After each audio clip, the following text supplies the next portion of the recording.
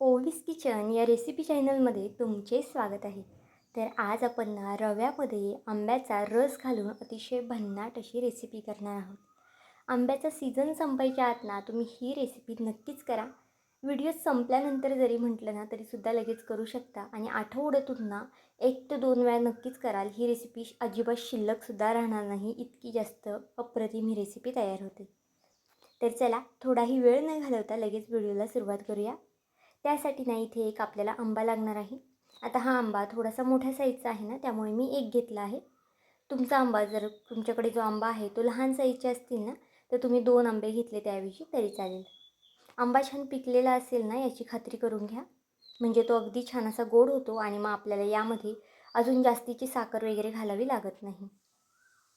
आता इथे बघा आंब्याच्या मी खापा करून घेतलेल्या आहेत आणि यातला जो गर आहे ना तो आपल्याला काढून घ्यायचा आहे. पाहू शकता अतिशय थंडावा देणारा असा हा पदार्थ करणार आहोत आपण. आता उन्हाळा चालू आहे. उन्हाळ्यामध्ये हा पदार्थ तुम्ही नक्कीच एकदा करून पहा. एकदा जर केला ना तर नक्कीच पुन्हा पुन्हा कराल, इतका जास्त अप्रतिम होतो.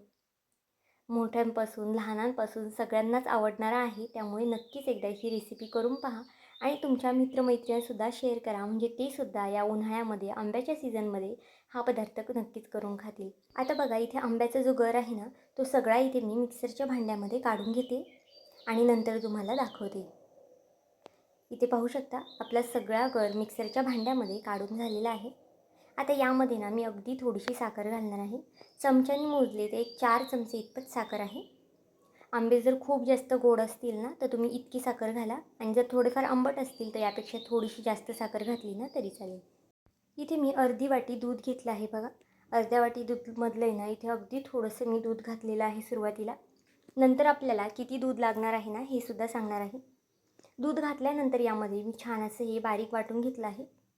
जर आंब्याच्या गुठळ्या वगैरे राहिल्या असतील ना किंवा खापा वगैरे राहिल्या असतील ना तर तुम्ही परत त्या फिरून घेऊ शकता. अजिबातच तुम्हाला यामध्ये आंब्याच्या गाठी किंवा खापा वगैरे ठेवायच्या नाहीत. इथे पाहू शकता आपला घट्टसर असा रस निघून तयार झालेला आहे. आता इथे आपल्याला ना 1 वाटी बारीक रवा घ्यायचा आहे. रवा इथे आपल्याला कच्चाच वापरायचा आहे. भाजून वगैरे रव्याचा इथे मी वापर केलेला नाही आहे. कच्चाच रवा इथे मी वापरला आहे.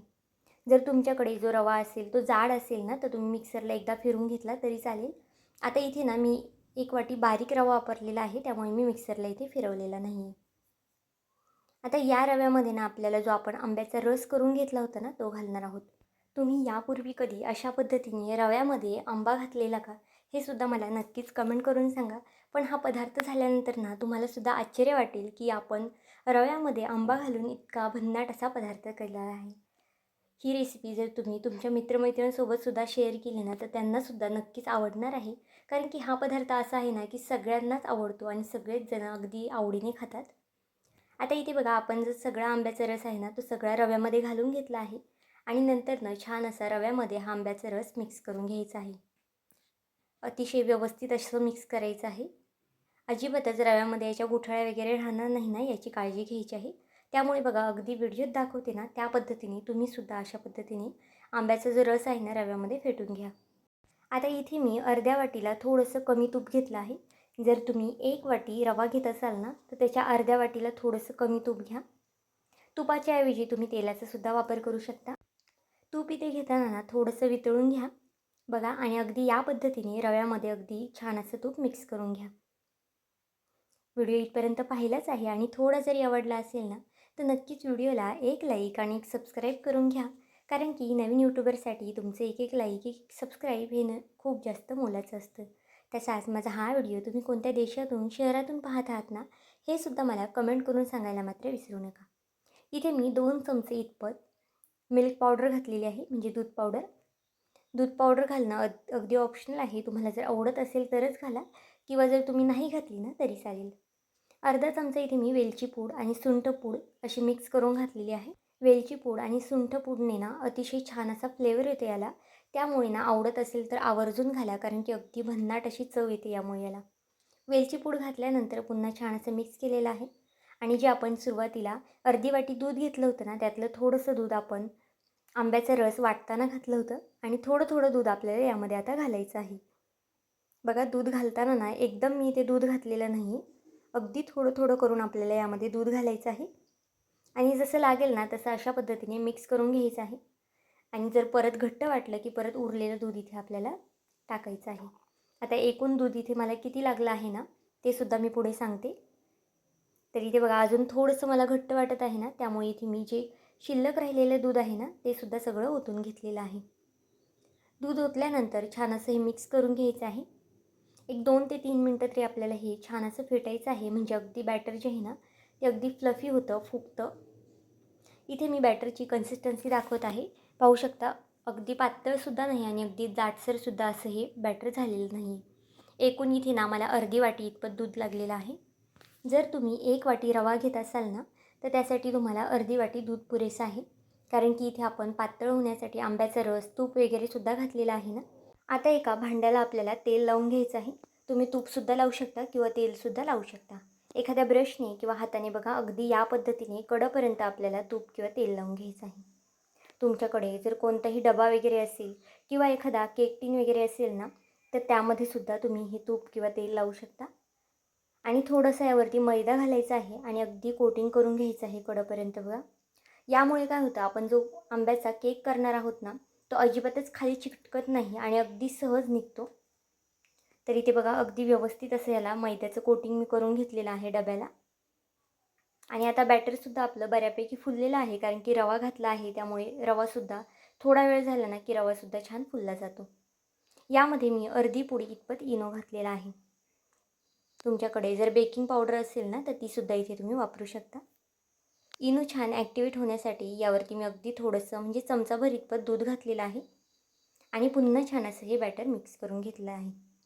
इनो घातल्या घातल्या लगेच आपल्याला बॅटर मिक्स करायचं आहे, म्हणजे या बॅटरमध्ये ना अगदी छान असे बबल्स तयार होतात आणि जो आपला केक आहे ना तो अगदी जाळीदार होतो आणि खायलासुद्धा अगदी स्पॉन्जी मऊसूत होतो.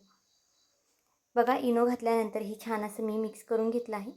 त्यानंतर यामध्ये चवीनुसार मीठ घालायचं आहे.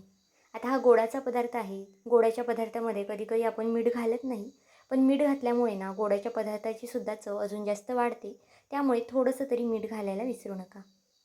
मीठ घातल्यानंतर पुन्हा छान असं बॅटर मी एक 5 ते 6 सेकंद फक्त मिक्स करून घेतलं आहे आणि त्यानंतर लगेचच हे बॅटर जे आहे ना ते भांड्यामध्ये ओतून घ्यायचं आहे.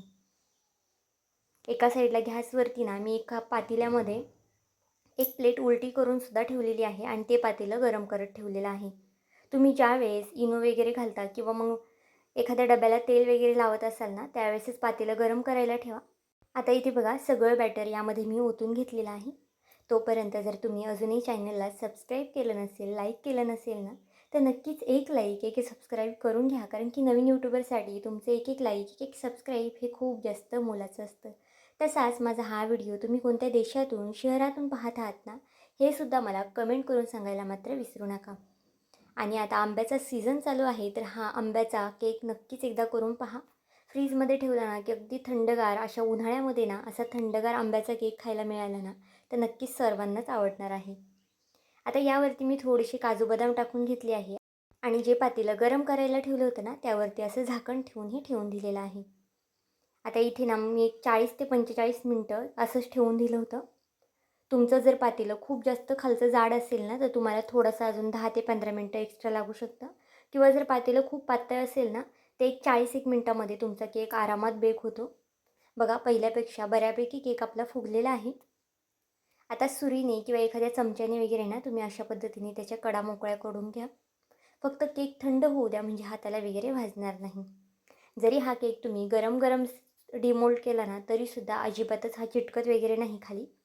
पण जर थंड करून काढला ना तर मग हातालासुद्धा भाजणार नाही. आता बघा अगदी या पद्धतीने तुम्हाला हा केक काढून घ्यायचा आहे.